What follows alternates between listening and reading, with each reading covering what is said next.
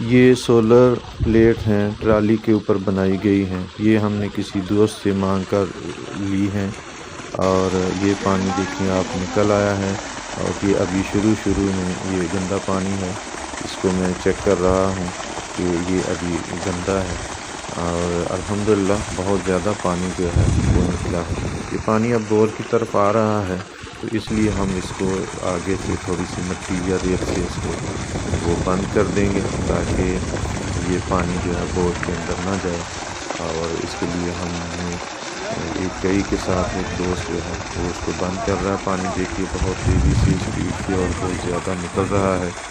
और अल्हम्दुलिल्लाह अल्लाह पाक का शुक्र है कि ये इस पे चल गया। ये प्लेटें हैं और ये 8 पे भी चल सकते हैं, लेकिन ये कुछ ज़्यादा हैं क्योंकि दोस्तों ने अपने लिए बनाया हुआ है।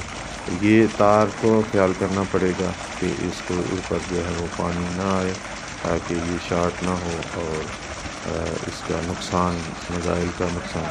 दोस्तों बहुत शुक्रिया आपके देखने का।